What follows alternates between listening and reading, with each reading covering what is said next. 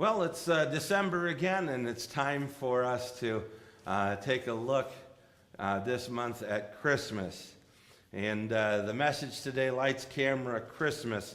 You'll notice something about the light in the picture. What direction is it facing, towards or away from the manger scene? Away from. And that's what the message is about this morning. The struggle that is going on, or seems to be going on in society with regards to the holiday. I want us to turn to Matthew chapter 24 for our message, for our scripture text. Now, verse 35 is the text verse, but I want us to move back up a little bit to verse 32. Now, learn this lesson from the fig tree. As soon as its twigs get tender and its leaves come out, you know that summer is near. Even so, when you see all these things, you know that it is near, right at the door. I tell you the truth, this generation will certainly not pass away until all these things have happened. Heaven and earth will pass away, but my words will never pass away. In chapter 24 of Matthew, Jesus is telling the audience that he has that there are coming some judgments on the earth. The result of these judgments is that there are going to be some real shakings that are going to happen in human history.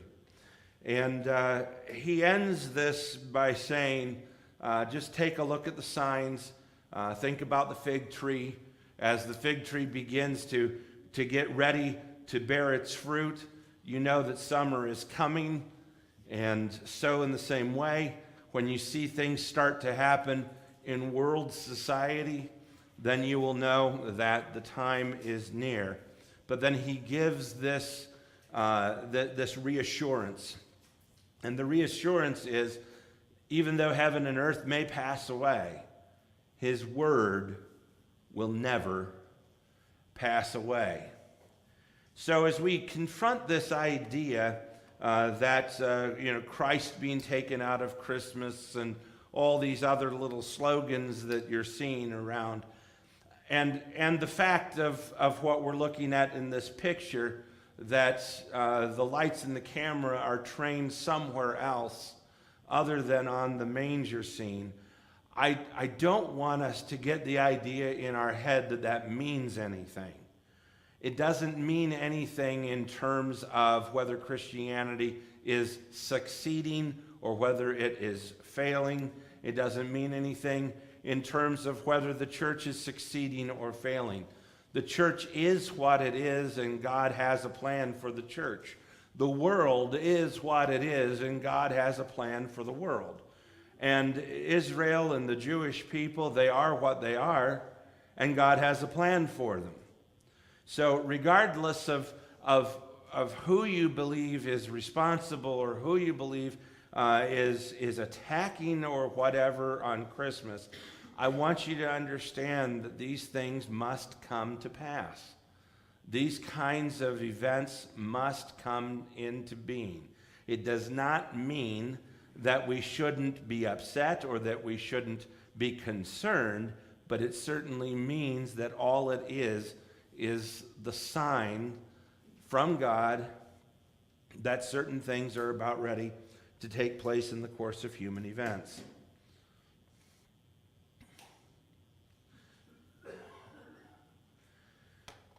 There is a problem going on in Christmas culture, and we do have a Christmas culture. Every December it arrives. It arrives in the way of the material goods that show up in the stores, the decorations, the songs on the radio and all kinds of places you can see Christmas culture starting to come out. But when I was a kid, the nativity scene was the center of even secular Christmas culture. Even of secular Christmas. Now, when I say secular, I do mean American Christmas culture, but also Canadian and also several other nations, the British nations, Ireland and Britain and all around. There were several places throughout Northern Europe where the nativity was still, for the most part, the centerpiece of the Christmas celebration. There was a feeling at Christmas time. There was a kind of a spiritual thing that would sweep over all of humanity during Christmas. It would change people's hearts. It would change their expectations. People would go from being hustle and bustle to slowing down and shaking hands with each other and wishing a warm Merry Christmas to each other. Everything would slow down for the whole month of December. Businesses would slow down. Everything would slow down. What has happened, though, is that as time has gone on, the nativity has begun to take a back seat to fanciful things like present giving and the retail marketer for all of that present giving, Mr. Claus. All of these things are coming to the front and the center because the nativity is no longer in the middle of it all. When the nativity was there, we all slowed down to adore, if you will, the Christ child. We all slowed down to pause, to reflect upon what the coming of Jesus as a baby meant to us. These songs that are out there that say, "Where are you, Christmas?" and "Where is that Christmas feeling?" It's there. It's at the nativity. But with the nativity gone, we can say goodbye to the meaning of Christmas. People say, "Well, what's the meaning of Christmas? Surely it's more than gift giving." And then they say, "But it's about community, and it's about, love, and it's about this, and it's about that." It's about the nativity. If the nativity is gone from your Christmas, the meaning is gone from your Christmas. When we were out after Christmas last year, Donna and I found a nativity scene. I was so glad. I wanted to have that up, and we've got it. It's up there in the house. It's beautiful. And I love just going by and pausing and reflecting on what is happening in this nativity. All of the adoration and the angel and the stable and the baby and what God did for us during that Christmas, that first time that we ever laid eyes on God manifested as a man. And when we pause and we think about that, and we think about that silent night, and we think about all of those things, the meaning of Christmas begins to fill our hearts, and it begins to fill our minds, and it begins to swoop over our spirit, and all of a sudden, Christmas takes on a vibrance. Christmas takes on a power that it doesn't have without the nativity. And there's a song that goes on about, where is that Christmas feeling? Well, without the nativity, goodbye feeling. That Christmas feeling isn't there. Again, when I was a kid, people slowed down at Christmas. Today, people speed up at Christmas. When I was a kid, people backed off of priorities. Now, Christmas is all about priorities. And you can blame it on commercialism. You can blame it on materialism. You can blame it on whatever you want to. But we can't get the feeling back by getting rid of commercialism. We can't get the feeling back by getting rid of materialism. We can only get the feeling back by taking the nativity and putting it again at the centerpiece of our Christmas. And while the world may never do that, Christian, you need to.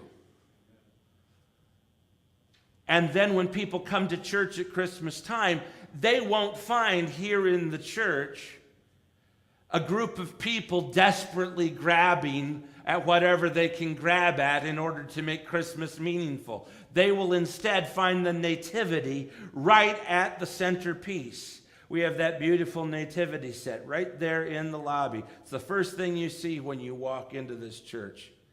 That's the meaning of Christmas. You want to get the feeling back, go out there and stand and look at that big nativity set sitting in the corner in the lobby and just ponder it. Just slow down and just ponder what this means to all of humanity, to all that really want to be righteous and want to live a life of righteousness. Ponder what that means. And that feeling will begin to return. You'll begin to feel that again. Because that is where the feeling went. No more nativity means no more feeling, but it also means goodbye to truth. If you take the nativity out, it's goodbye truth. All of a sudden, Christmas can mean anything that you want it to mean. When the nativity is no longer a part of it, then all of a sudden Christmas it's completely diffused. It's like the energy of a shotgun versus the energy of a rifle. The energy of the rifle drives one bullet straight forward. The energy of the shotgun drives several pellets in a spread pattern. It takes and diffuses all of the energy behind the gun itself. God gave us the nativity, and Christmas was built around the nativity. Christmas was never built around gift giving. It was never built around the outside esoterics of the holiday. It was built around the nativity. In fact, there was a time when the Christmas holiday was mostly about going to church on Christmas morning and reflecting on that, and the gift giving was something that was extremely a minimal part. Now our Christmas trees in some places are bursting with gifts. But it used to be, though, that Christmas trees would have maybe one, maybe two. Part of that because of people's financial ability in that day. I understand. But part of it also, though, because the nativity was such a strong part of the centerpiece of Christmas that the gift giving and all of that seemed almost unnecessary and almost extra, because the spirit of the nativity was so strong in people's hearts. But today, though, without the nativity at the center, with lights, camera, and action all pointed away from the nativity and pointed on other things, meaning, feeling, and truth are gone, which causes people to write lamenting songs at Christmas instead of celebration at Christmas time. And yes, part of the problem is the massive materialism. But that's the symptom. It's not the disease. Okay? I just want to be sure that we understand that.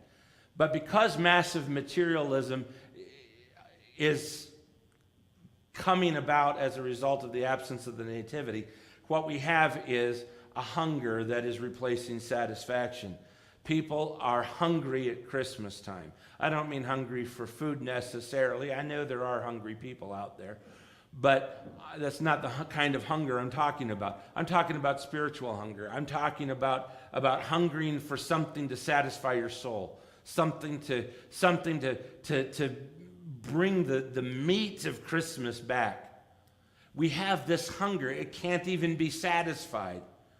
Okay? There is a hunger for Christmas feeling to the point at which they are putting together 15 new Christmas movies every year besides the number of them that never make it to the screen and never make it. Some of them show up on DVD and you go, I've never seen this before. Where did this come from? It never made it to the screen, so it went straight to DVD.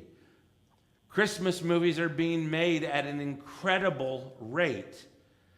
And those movies are centered on as much feeling as they can think of, usually romance, usually some kind of tragedy that happened at Christmas time, and reconstructing people's feelings. It's because there is a hunger, and they're trying to find some way to satisfy it.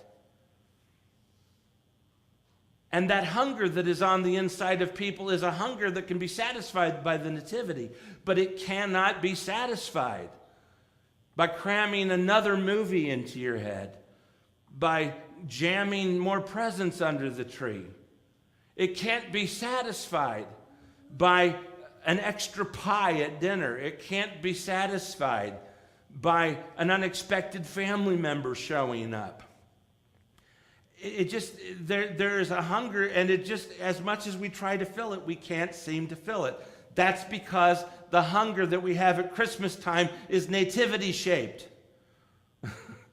And without the nativity there to satisfy that and to fill that hole up and to plug that hole up, everything else just lets air through. And as much as we try to gain that whole Christmas thing and that whole, it just winds up being nothing but a hustle and a bustle without any point or meaning to it. Ritual winds up replacing worship. I come to you today as a guy that struggles.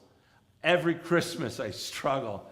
How in the world do I come up with a new message on Christmas?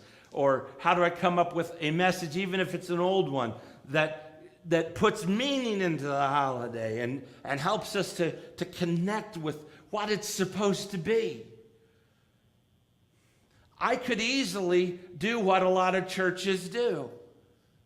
I could just fall back on ritual. We could just have some kind of Christmas ceremony, and there's something to be said about that, don't get me wrong.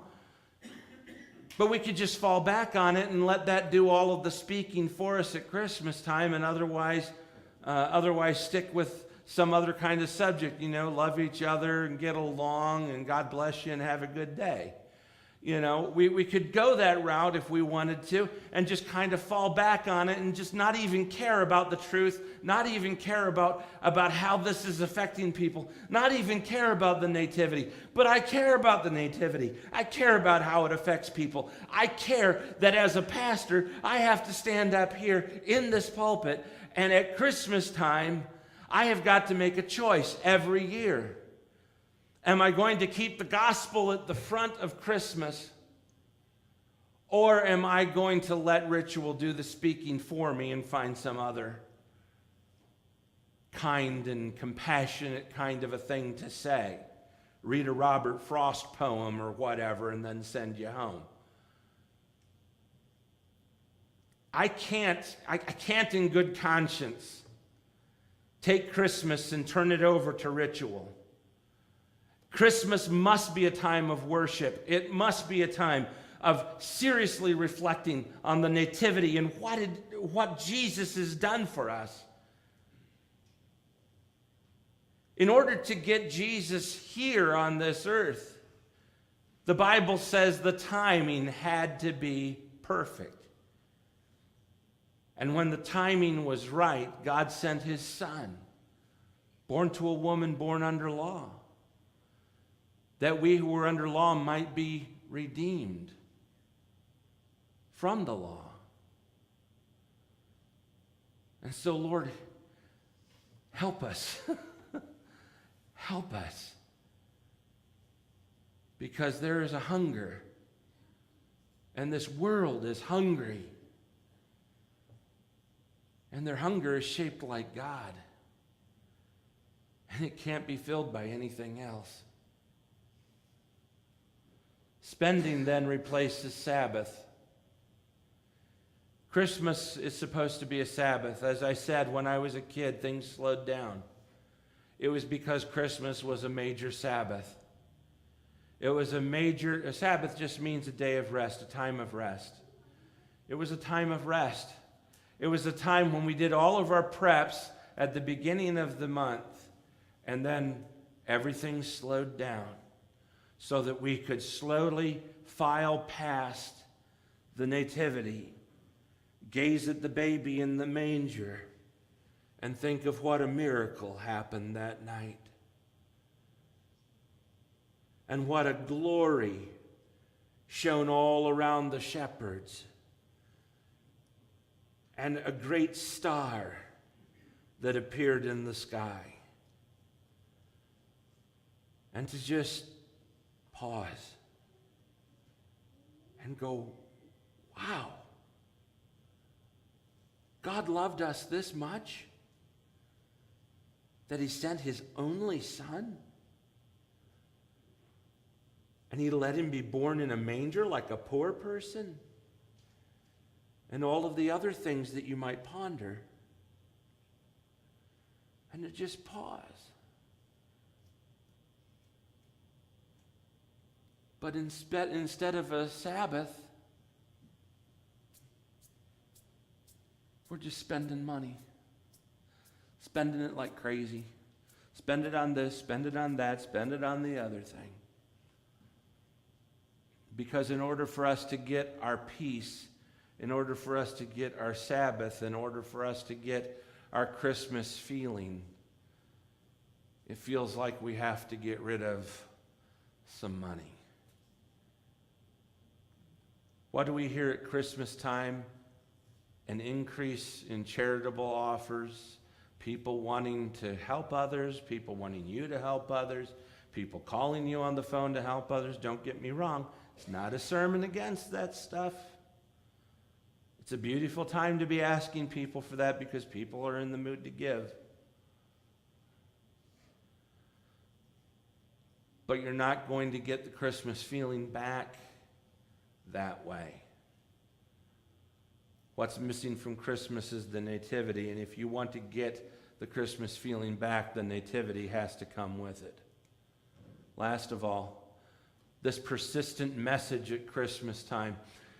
Heaven and earth will pass away. God's words will never pass away. And this persistent message is a persistent message that is going to pound through to you. Each one of you Christians. Each one of you believers in Jesus Christ. This message comes to you. Come, let us adore him. Let us pause at the manger. Let us pause at the nativity. And let us say, wow. Sleep in heavenly peace. Take a rest. Take a day off. I was talking to someone just this week, and they said that they went in and they asked their boss about Christmas time. And they said, when's Christmas? You know, is there any vacation time around then? And they said, well, nobody's taken any days off around Christmas. And she said, wow, I'll take them. So she gets all of Christmas week off. Listen, folks, when earning double time or time and a half or whatever you're going to get by working on Christmas, when that is more important to you than Christmas, then man, has Christmas lost its meaning to you. Man, have you fallen far.